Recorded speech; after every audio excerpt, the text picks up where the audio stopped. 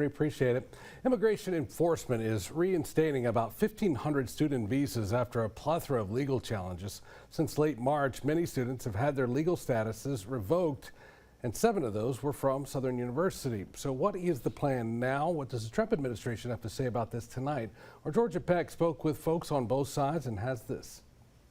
Southern University says 4 of those students now have their visas restored, but for many students across the country who left after being told they had to immediately may now have to go through the entire visa process again.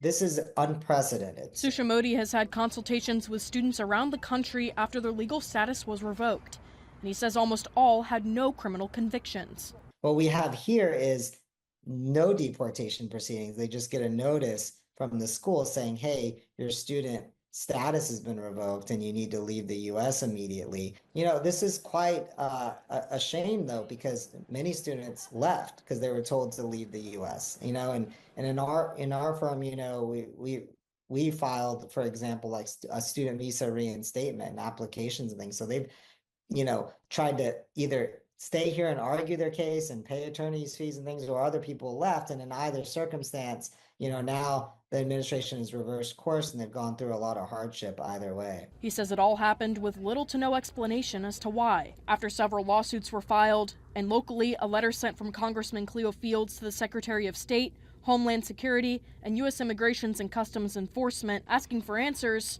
many students will be getting their visas back. In a statement today, Congressman Fields says, "While I'm glad this situation is getting resolved, these sudden and unfounded decisions by the Trump administration continue to cause unnecessary confusion and hardship for students, schools, and families." It is a shock because in all of the years we've worked with this, we've never had this before.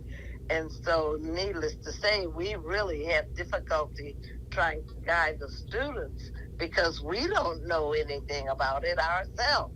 Dr. Barbara Carpenter says the International Affairs program at Southern has been faced with trying to guide students on what to do.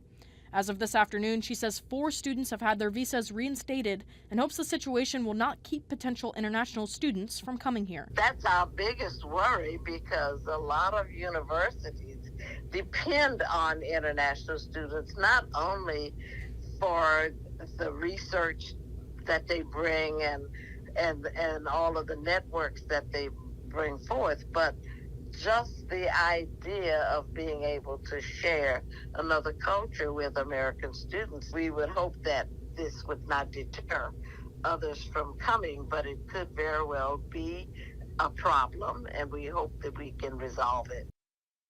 In a hearing today, Justice Department Attorney Elizabeth Curlin says ICE will not just use the findings from the National Crime Information Center to terminate status, but they will have the authority to do so for other reasons while they create a new framework for status record termination. Greg.